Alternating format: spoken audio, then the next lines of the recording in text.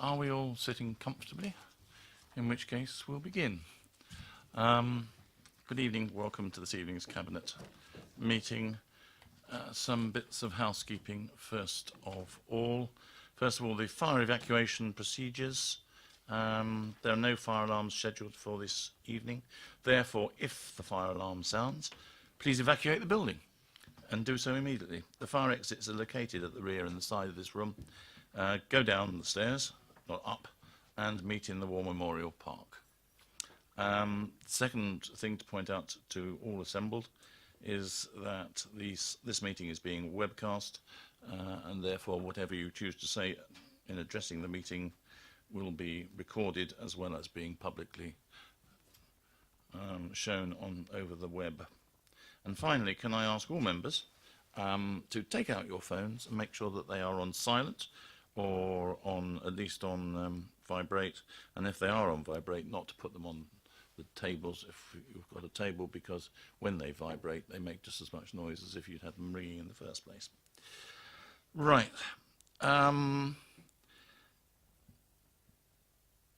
Next item on the agenda is apologies for absence, as I think is fairly obvious there are none. Declarations of interest, anybody? Nope. There are no urgent matters. We have the minutes of the meeting of the 7th of November. Has anybody any points to, which have been circulated anyway, any points to make on these minutes? If not, I will sign them in due course, so they will be signed by the end of the meeting. Now, what I'm proposing to do is to slightly change the order this evening. We have two speakers who have notified us they wish to speak this evening. One speaker on the Buckskin Flood Alleviation Scheme, which is the next item on the agenda anyway. But then also Councillor Minner wishes to speak on the Priestley Road campus. So I'll take the Buckskin item first, then the Priestley Road campus. And then we will take items 7 and 9 together, though we can make vote separately on them as recommendations, but it just makes sense to take those two together. And then finally we will finish up with item 8. I hope all of you can follow that, but I'll try and remember what I've just said anyway. So let us, oh, and sorry, I forgot about item 6, which will get fed in at some point in time. Right, then let us begin with the item 5, the Buckskin Flood Alleviation Scheme, where we have one visiting speaker,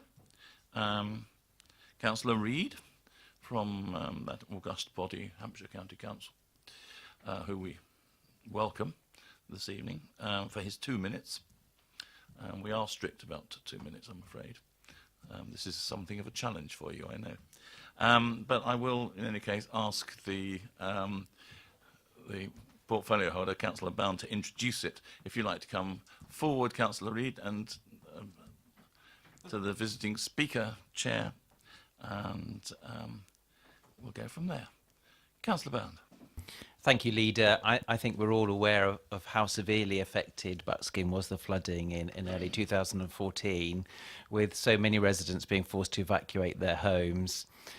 Members and council officers have been supporting the work of Hampshire County Council, having the lead in their capacity as the local flood authority to investigate the causes of this flooding and to investigate whether a suitable flood alleviation scheme could be introduced to minimise the risk of flooding in the future.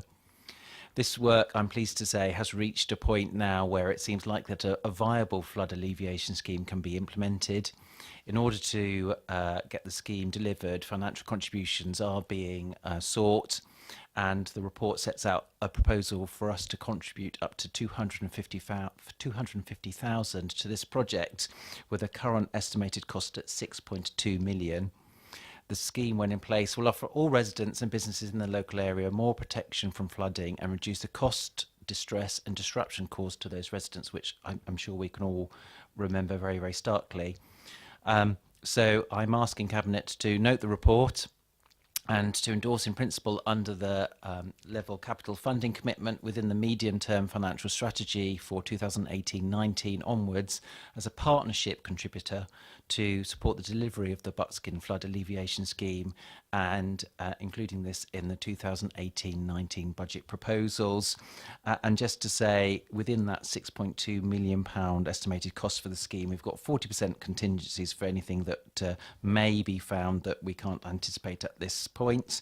The paper does give a high-level report on the details of the scheme and how the scheme itself works, which is something, fortunately, that can be done on a gravity basis and therefore not requiring any mechanical intervention.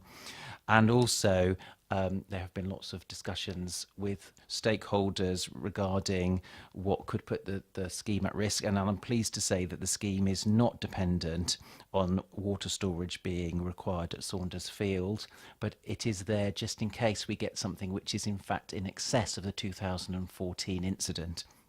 So I'm pleased to bring this forward. We've had some very positive engagement with stakeholders, whether that be all of the stakeholders that have been involved in creating the scheme, a significant amount of computer modelling to understand what the situation is and how this scheme will alleviate what we saw in 2014. And I have to say also some very positive engagement with residents and quite a lot of communication with them, and also very helpfully them assisting in the data collection as we've gone through the project. Thank you very much, Councillor Bound. Good evening, Councillor Reid. You have 2 minutes. I have been known to be a little lenient on that on occasions when there are not too many speakers. It really depends how interesting it is. So, without more ado, over to you. Well, thank you very much. Could I first of all say that the reason I thought I'd come along and seek to address you was because I was made chairman of the flood alleviation scheme at the County Council, and I've been chairing that on an all-agency basis ever since. Could I start by saying, only so that you'll extend my time, that I found this to be an extremely well-written paper. And I am grateful for your input on that committee in the early days, the Deputy Leader and Councillor Bound and the local ward members. Now, referring to paragraph 2.1, I can tell you that a huge amount of work has gone in, and I found that the underground water modelling flows were absolutely incredible to receive a report on. But it's not the incredibility of it, the fascination of it, it's the fact that it was done that adds confidence to the fact that we believe that this scheme will work. As Councillor Bound said, we did look at having pumped solutions, but we were all delighted when a gravity-fed solution was going to be possible. It's going to be quite a big pipe that has to be laid to shift the water, but we are confident. Now, since the flooding, we set up a flood action group where the residents have had input to this, and that's been extremely useful. And there's also been a revised emergency plan drawn up. Sovereign Housing Association has done property level protection. The Environment Agency, Basingstoke and Dean, Scottish and Southern Electric, who moved an electricity substation that was almost inundated during the floods, have been involved. Thames Water, Southern Water, and of course Hampshire, and I hope I haven't forgotten anybody, but a lot of people have put in not only time and effort, but a lot of goodwill. As Councillor Bound has said, the £6.2 million estimate includes a large amount of contingency. I know from having done schemes in the past that contingency is very often called on. I hope, like Councillor Bound, that it won't be necessary this time. The only word that I would say of caution here is that we can't stop the groundwater flooding taking place if the water table rises up. And there were houses that actually had water coming up in their lounges, and this scheme cannot stop that. But what then happened was that the water flowed downhill and through the natural valley that is represented by the roads that were affected, and it intermingled, unfortunately, with foul sewage. And Thames Water have taken steps to stop that intermingling, should that happen again in future. So it is an alleviation scheme, not a prevention scheme, but I think it would be money well spent, and if the Borough Council was minded to put in the £250,000, I think it would be an investment in Buckskin, for which thank you. Thank you, Councillor Reid. That's almost 2 minutes. Any questions or any points anybody wishes to raise? You're looking at me as if you wish to raise a point, Councillor Phil. I didn't know we normally ask questions of this. No, we don't. I mean, you can ask questions of... You can do if you like.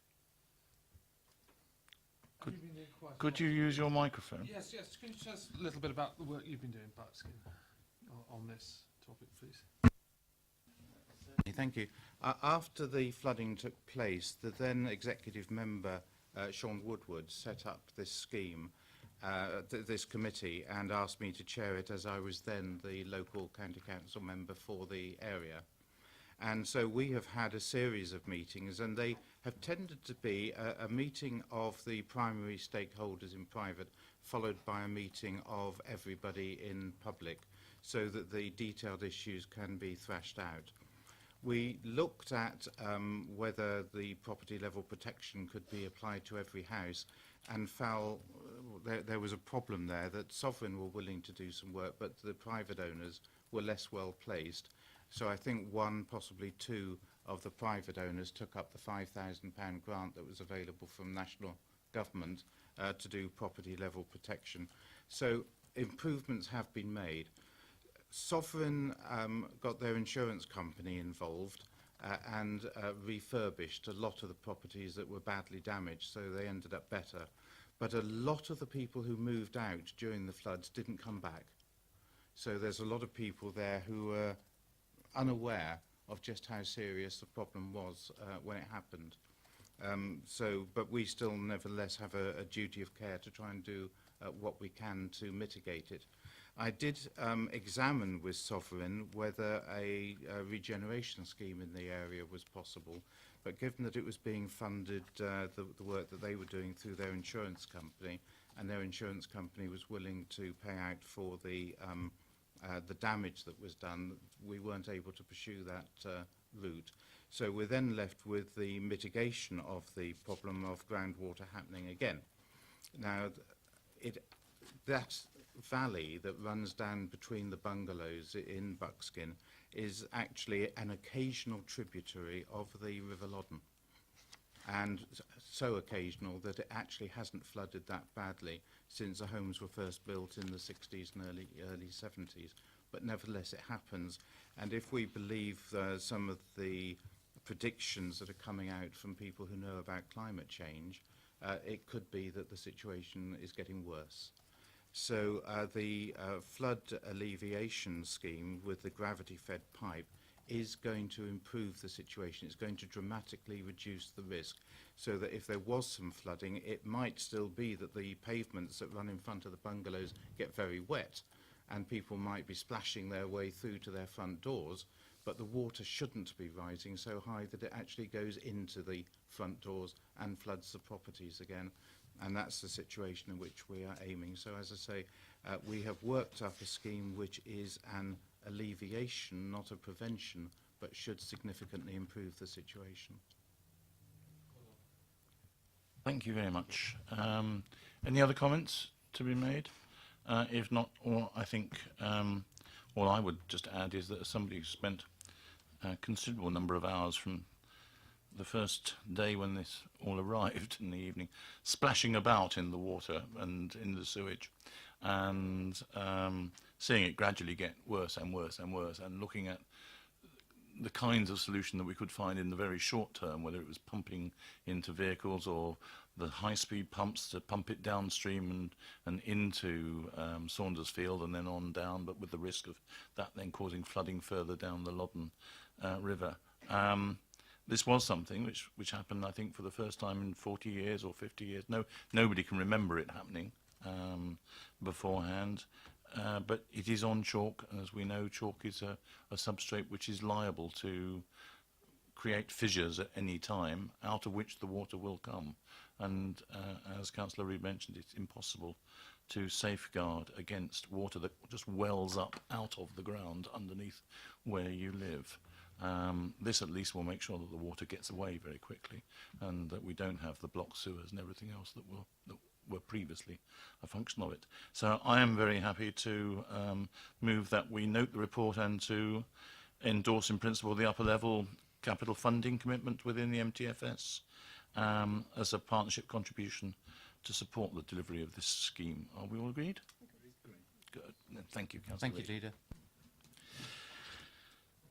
Then let us move directly to item 10, I think it is, on the agenda, which is the additional paper that we received during the course of the week, which I will have to find. Here we go. On the supplementary agenda on Priestley Road campus.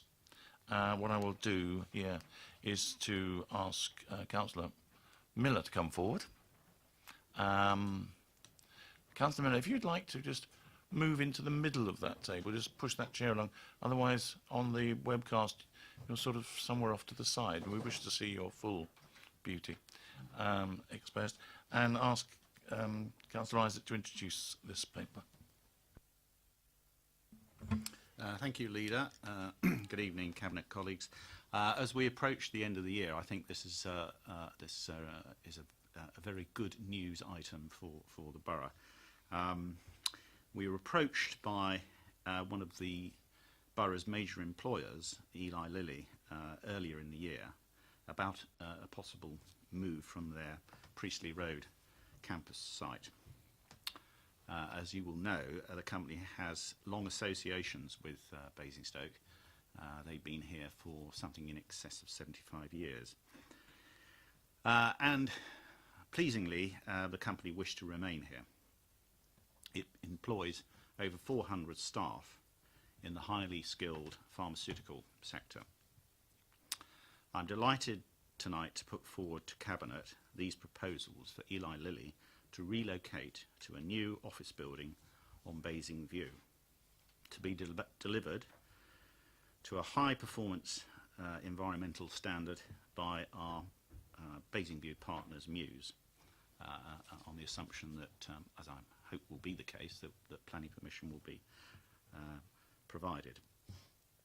We're proposing that the borough retains the income from the lease to the company of the new office building, and it's estimated that this will provide a net increase in revenues of something in excess of £600,000, for which can be used for improving and maintaining services to residents.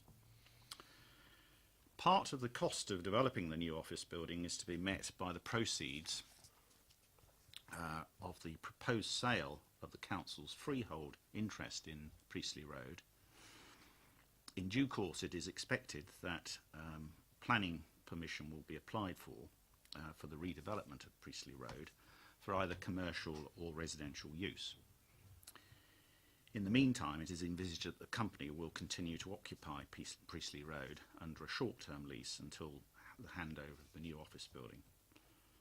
Our independent property consultants have confirmed that the proposed Priestley Road and Basing View land transactions satisfy the council's obligation to secure best consideration under Section 123 of the Local Government Act 1972.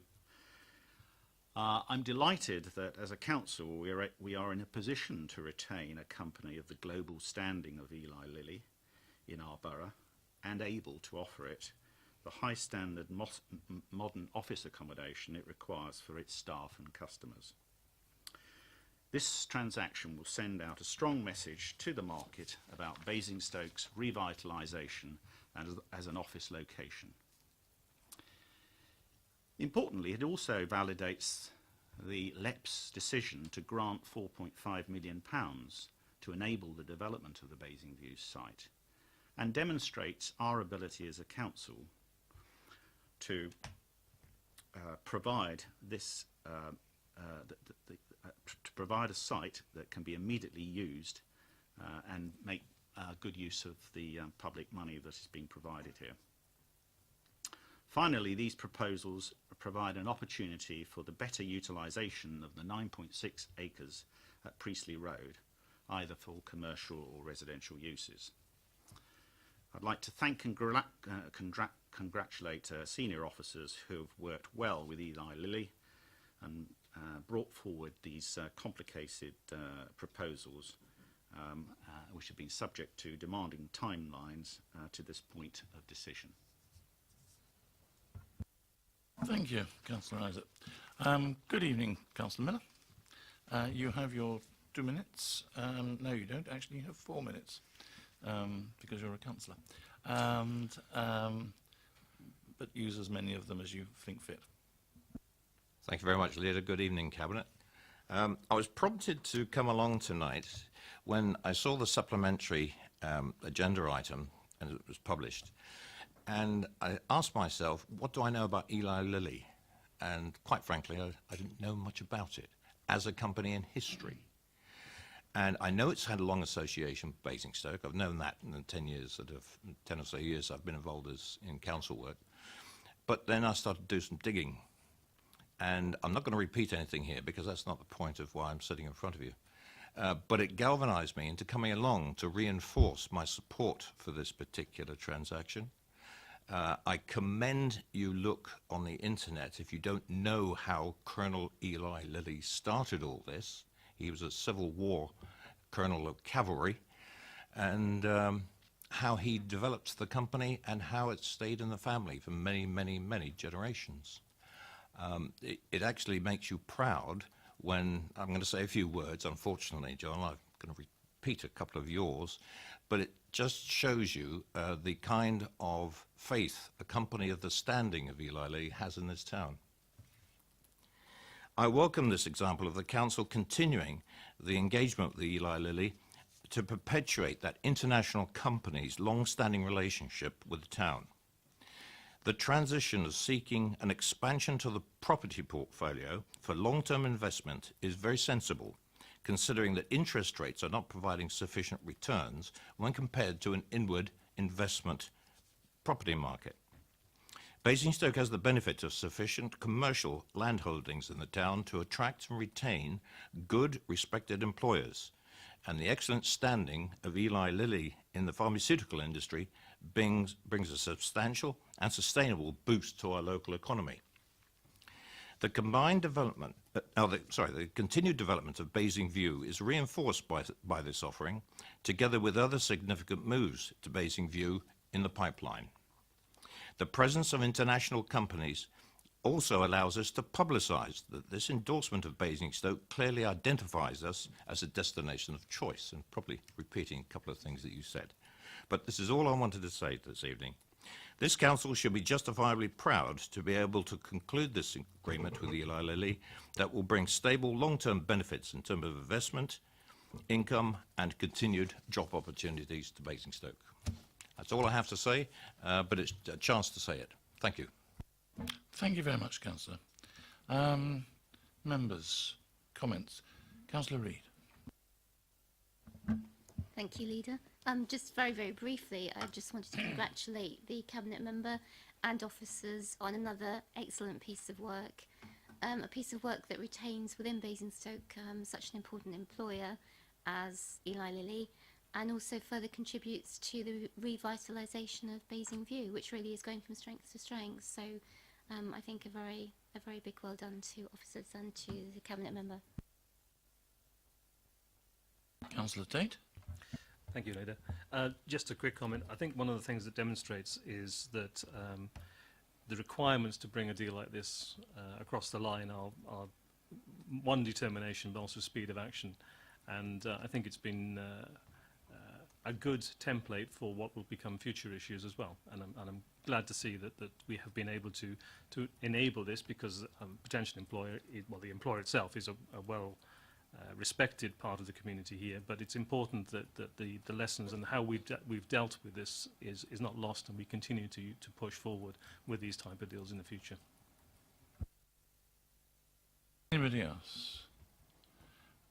In which case, I just want to add my thoughts that this is one of those more complicated deals that there's been, and to be able to land both sides of the deal, both the transaction to the disposal of the freehold and also the construction of the new building, and to get them to work closely in tandem, has not been easy, but it's good to see that it's been successfully achieved to the financial benefit of the council, it has to be said, but also, I think, for the long-term benefit of Basingstoke. Um, Eli Lilly have been a part of our town for a long while. We want them to continue to be a part of our town for a lot further time to come. And anything that we can do to help them, as we would do with any other employer within the town or any other employer wishing to come to the town, that is what we should be doing, and that's what we've demonstrated here we're able to do. And I think it's a very good step forward. So let me just remind you of what it is we are actually doing this evening. We are noting the proposed terms of the transaction relating to Priestley Road do represent best consideration in accordance with Section 123 of the Local Government Act. In addition, as a positive financial appraisal, the overall economic and social benefits to the council and residents, and the positive impact of the scheme on the future development of Basingview. And we're also noting the risk register at confidential Appendix 10. And it is then that we are going to recommend to council to agree the investment in a new office building on Basingview with a capital budget of 23.1 million, funded from a lease surrender premium, capital receipts, a grant from the Local Enterprise Partnership, and the transfer of 8.9 million from the Property Investment Strategy Fund as part of the annual budget report. We are then approving the following, subject to council approval of the investment and capital budget. We're approving, therefore, subject to that, the surrender of the Priestley Road campus on terms set out in confidential Appendix 3, the short-term leaseback of the Priestley Road campus on terms set out in confidential Appendix 3, the freehold disposal of the Priestley Road campus on terms set out in confidential Appendix 3, the lease terms for the new office building on Basingview as set out in confidential Appendix 4, the draft heads of terms for the forward funding and purchase of the new office building on Basingview as part of the property investment strategy on the terms set out in confidential Appendix 5, the delegated authority to the Executive Director for the Borough Development and the Executive Director for Finance and Resources, in consultation with the Head of Law and Governments and the portfolio holder for Property and Development, to conclude the transaction set out above, consistent with the terms contained herein. And then Cabinet is further asked to note that the transaction is subject to, firstly, the final cost of the new building not exceeding 23.1 million, including fees and enabling works, the receipt of a full investment report and satisfactory due diligence based on the final design and legal agreements relating to the proposed new office building, and finally, the receipt of an acceptable final phase report from the Council's development partner, Muse. Are we all happy with that? Good. Thank you very much. Then let us revert back to the main agenda, and I think the next place we're going is going to be to fees and charges, which is item 6, and which is Councillor Tate. Thank you, Leader. This report is the annual review of fees and charges in line with the budget proposals for next year. And it's fair to say at the start that the total revenue for fees and charges is some 6.6 million, which is about 14% of our underlying gross income. So it's a substantial and important element of our budgeting. It's also the culmination, this report is a culmination of the individual reviews by portfolio holders, and it recognises that there is requirements within our budgeting for cost reduction and also for increased income. The positioning of the overall is that there will be some 3.5% increase overall in fees and charges, which will generate some £231,000 of additional income. Within the fees and charges themselves, there are some general inflationary increases, and there are some increases which are beyond the rate of inflation. And the principle that has been established within this report and within the fees and charges review is that where goods and services are subsidised, that we will begin to reduce the subsidy so that the principle of the user pays is something that's established within our charging mechanisms. Within, first of all, parking, which is obviously a major source of revenue, as I said, 3.5%. However, within that, we are maintaining the position where we support the town centre with the free parking.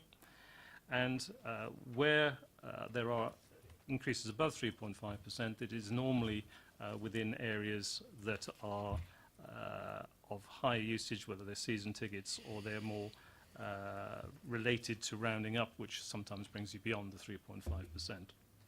Secondly, I would draw attention to the strategy to charge in future for replacement black bins, which is to generate an additional £76,000 of revenue. Again, currently this is a subsidised element of our budgeting, which we are reducing.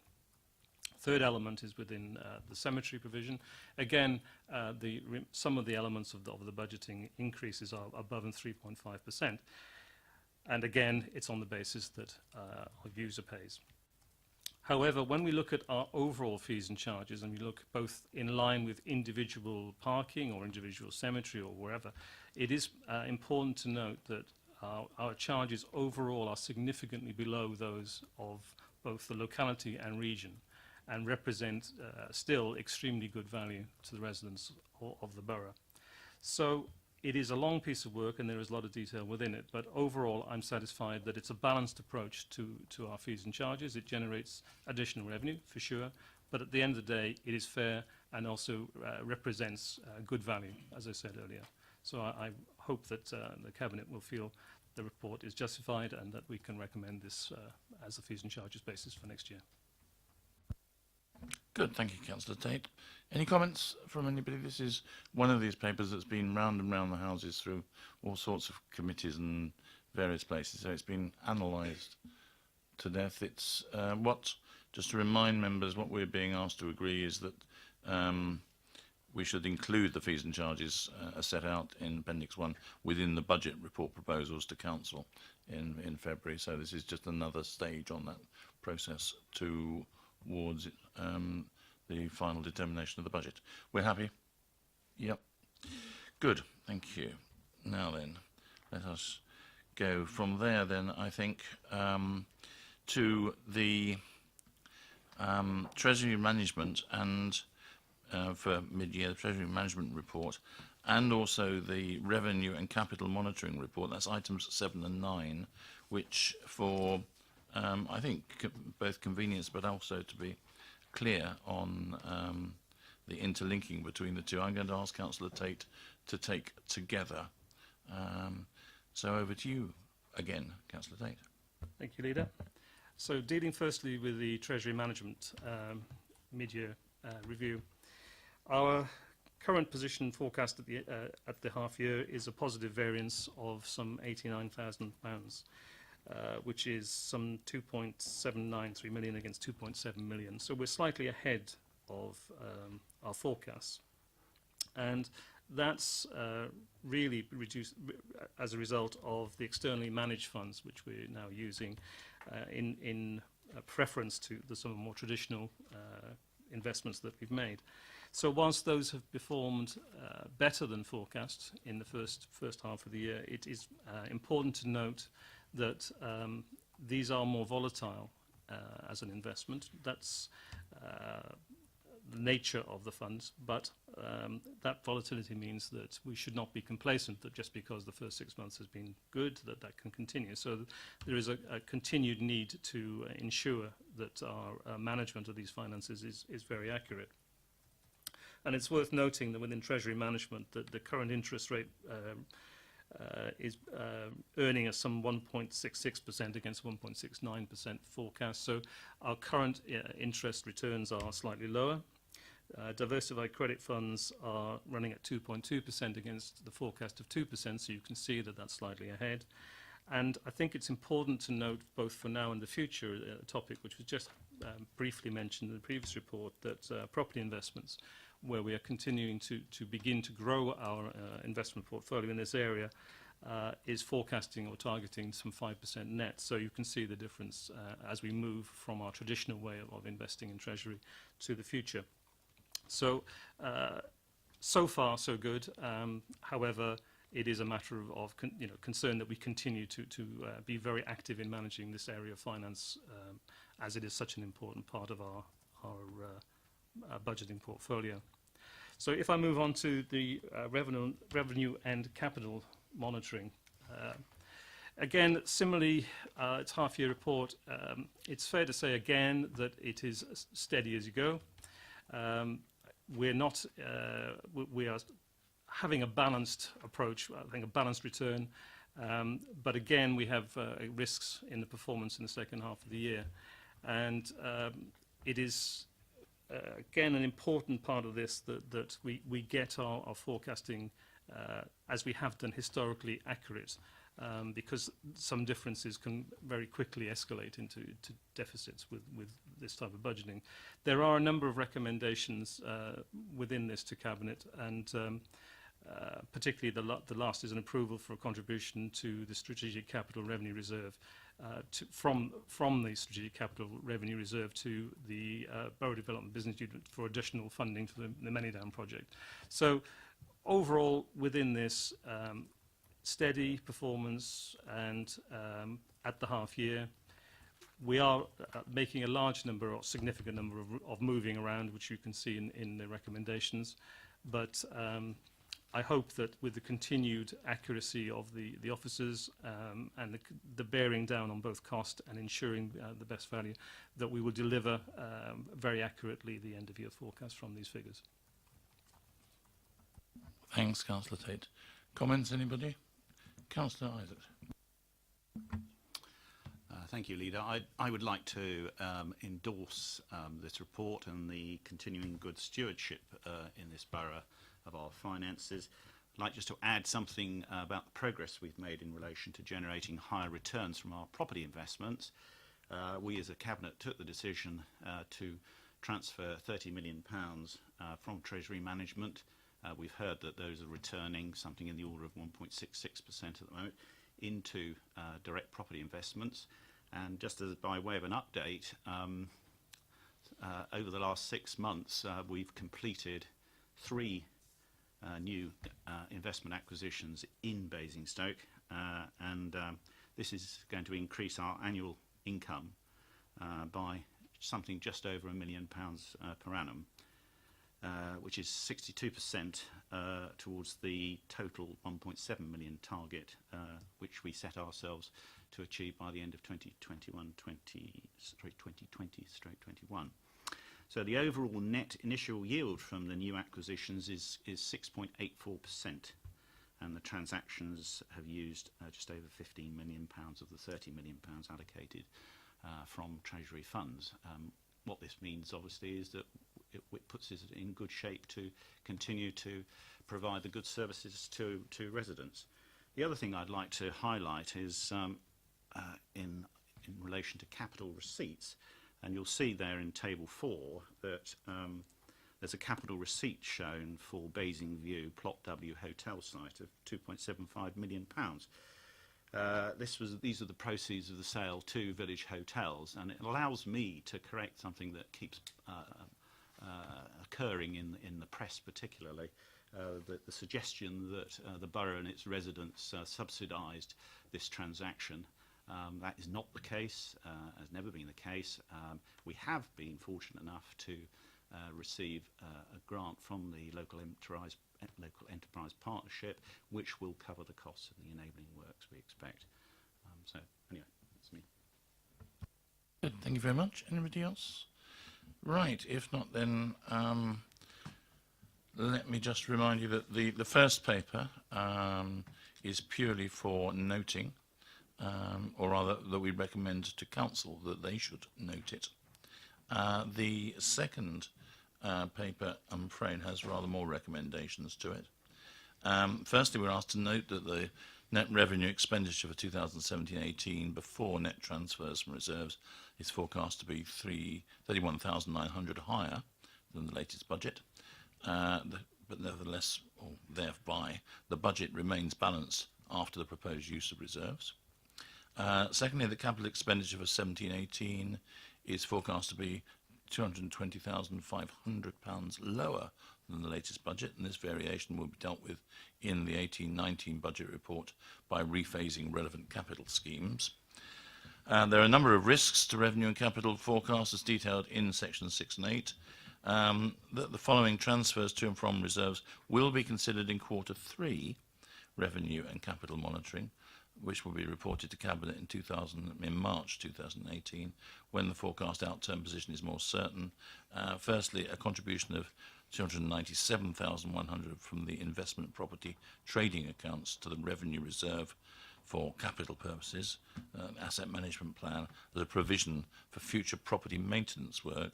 And then secondly, a further figure of 229,800 to the Borough Development Business Unit account for the Efficiency Transformation and Digital Reserve Fund to fund one-off costs following a borough development and improvement restructure. And then the last point is there will be a transfer of £750,000 from capital to revenue via the strategic capital reserve that's required. And lastly, we're asked to approve a contribution of 190,600 as announced from the strategic capital revenue reserve into the Borough Development Business Unit account to fund additional Many-Down project costs. Agreed? Good. Can we have less recommendations in future, I think. Right, and then we move on to the final paper for this evening, which is item 8, Investment to Grow Fund, the half-year report. Councillor Isaac. Thank you, Leader. As you say, this is the half-year monitoring report. We've made some good progress since this initiative was launched last summer. As just to recap, this is the provision of loan finance to assist new development in the borough and help generate increased jobs and prosperity. As the report itemises, there are 4 projects currently under discussion in the pipeline.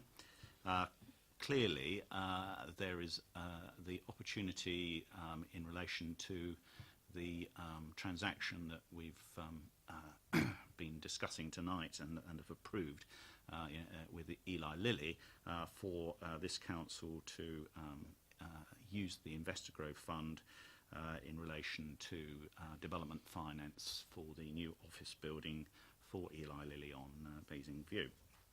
I'm also pleased that officers and our advisors have had a good dialogue with small and medium sized house builders, because these house builders do need to be encouraged, because I think our experience is that too often the major house builders are rather overcommitted, and so we do need to encourage others to come into the marketplace in the borough.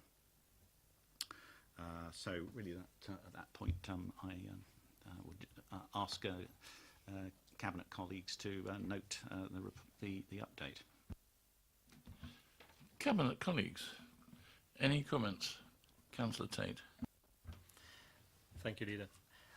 Just a quick comment. I think that the Property and Alternative Investment Strategy Investment to Grow Fund is a very important fund, actually, within both the community and for us as a council. And it's also quite challenging, and it's been noticeable within the background work which I've been party to with Councillor Isaac, that the requirement to deliver responses and to work in what is a commercial environment, it's a challenge. But I'm pleased the way that the officers and colleagues are working to deliver this fund. It's a challenge, but it's one which is really important for us.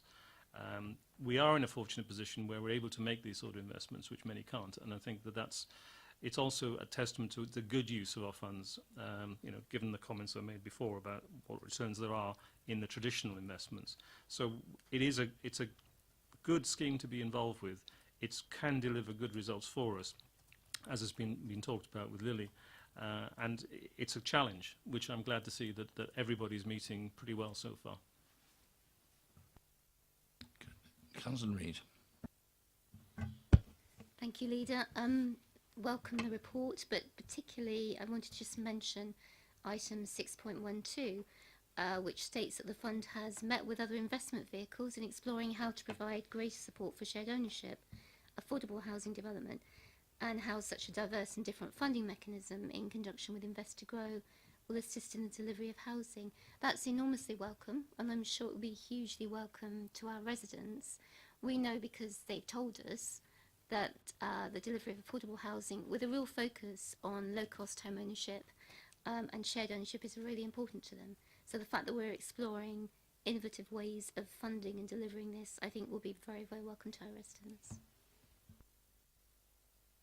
Good, thank you very much. If not, then luckily this time round, the only thing we're asked to do is to note the report, so I don't have to read it at great length, which I'm sure we have now all noted it. So that concludes the business for this evening. Just one thing which I feel which we ought to do formally is to note the sad death of Councillor Rita Burgess earlier this week. She was a stalwart of the council, being a councillor in this borough for 30 years and a county councillor for 18 years. She was one of those people that you would think, oh, what a nice little Miss Marple-like old lady sitting over there in the corner. And that appearance really did disguise a formidable intellect and a toughness that when dealing with some of the, shall we say, more unusual people that she was required to deal with in her role as being chair of the licensing committee, would come through. She did not suffer fools gladly, and but nevertheless was always scrupulously fair and sought to see both sides of any argument put towards her. It's a sad situation when any of our members passes away, but given her length of service and the role that she's played on this council, this is a particularly sad death to be noting. That said then, this meeting is now concluded.